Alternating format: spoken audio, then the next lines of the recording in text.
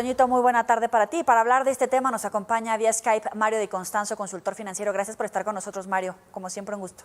Al contrario, buenas tardes, un saludo a ti, a tu equipo y a todo tu auditorio, Yoli. Oye, con peras y manzanas, también es una prueba de fuego al Estado de Derecho, a las instituciones, porque es la Sedena la que está señalada en este caso de haber contratado empresas factureras, empresas fantasmas. Si bien dicen que del 2013 al 2018 estas empresas no estaban como en la lista de los proveedores sancionados, ¿qué es lo que ahora tiene que hacer la autoridad para de verdad revisar el desvío de recursos, si es que hubo, o estos señalamientos que hace el diario El País? Bueno, definitivamente no es. Yo creo que ahí en su comunicado de prensa la Sedena se salta un paso muy importante.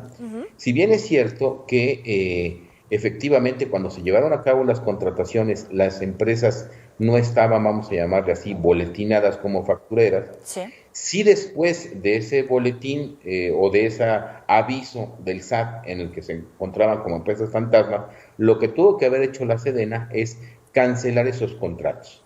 Si bien es cierto, cuando tú haces la licitación, pues checas Compranet, checas que la empresa no esté pues mal calificada o tenga algún reporte, sí es cierto que después de que han sido publicadas, la Sedena debió proceder a cancelar los contratos. Esa es una parte, por lo que yo creo que sí están incurriendo en una irregularidad importante. Y en segundo lugar, mucho más evidente es en 2019, cuando la empresa pues ya estaba debidamente acreditada como una empresa facturera, pues no se debió de llevar a cabo ningún contrato. Pero entonces son dos caminos, ¿no? Y el hecho de que la Auditoría Superior de la Federación no lo haya detectado no exime la irregularidad. A lo mejor la Auditoría Superior de la Federación no revisó esa operación en particular. Hay que recordar que la propia auditoría no revisa todo el gasto público, revisa algunas dependencias y dentro de las dependencias revisa operaciones muy particulares o programas muy particulares. Entonces, para mí que el comunicado de la Sedena es incompleto, altamente incompleto, porque no dice además qué hicieron en todo caso para cancelar estas operaciones. ¿Qué sigue?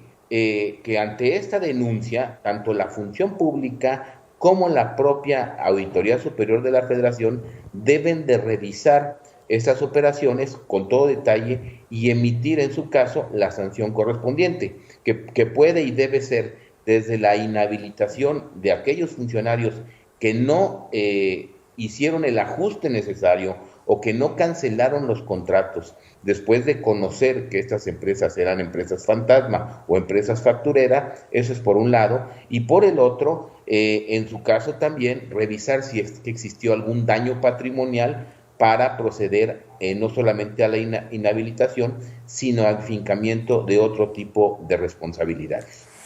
A ver, tú hablas de la inhabilitación. Entiendo que al interior de la Sedena hubo sanciones como la suspensión por 6 meses, hasta donde tengo entendido. Hasta eso solamente cargos de mediano hacia los bajos. Obviamente los generales que firmaban el último visto bueno, las firmas más pesadas, hasta allá no llegó la investigación. En este caso, más allá de los tribunales militares, ¿qué tiene que pasar con esos altos mandos, más allá del tribunal militar?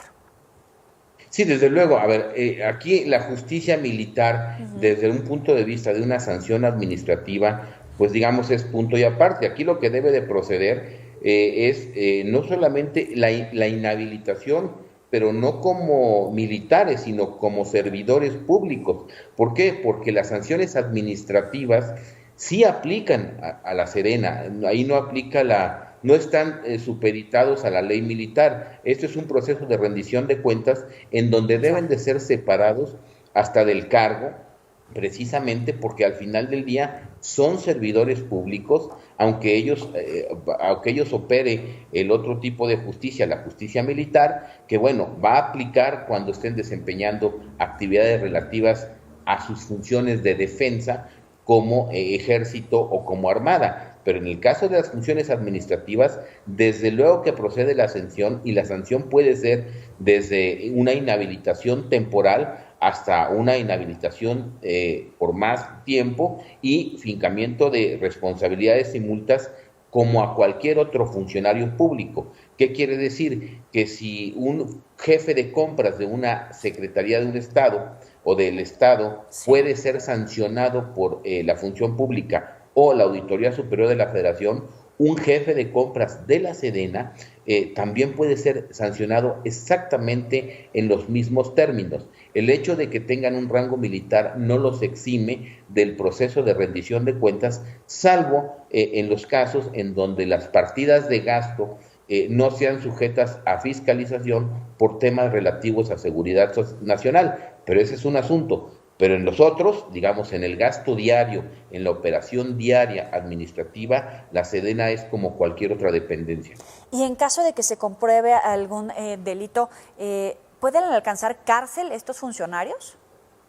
Sí, tal y como la alcanzaría algún funcionario público que cometa pues algún mal uso o mal ejercicio de los recursos públicos.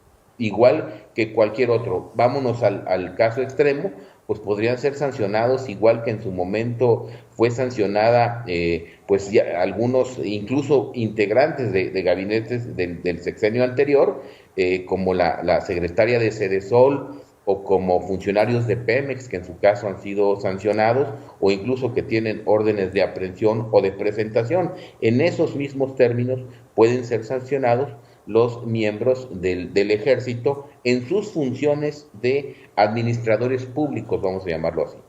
Claro, y traigo a colación el tema del Estado de Derecho, un tema que hemos abordado aquí en Mega Noticias TVC, porque parece que de repente la justicia se hace como un traje a la medida del señalado o del imputado. ¿Qué garantías podemos tener los mexicanos que en el caso de estos militares de la Sedena, en caso de que resulten, por supuesto, responsables, porque se respeta la presunción de la inocencia, de verdad vayan a ser sancionados sin importar el sexenio? Porque el primer señalamiento es del 2013 al 2018, pero según la periodista del diario El País, también hay casos en el 2019, es decir, en la actual administración.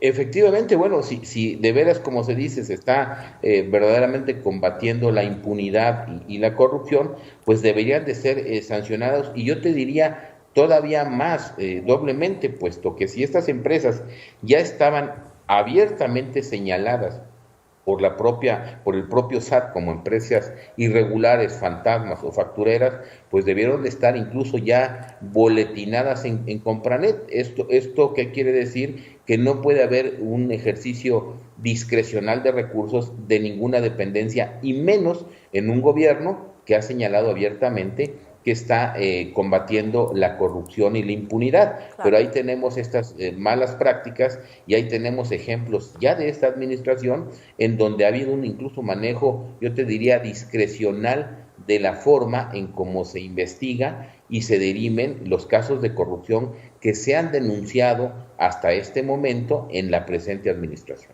Es Mario Di Constanzo, como siempre, un gusto platicar contigo. Muy buena tarde. Al contrario, muy buenas tardes y un saludo a ti y a todo tu auditorio. Hasta luego.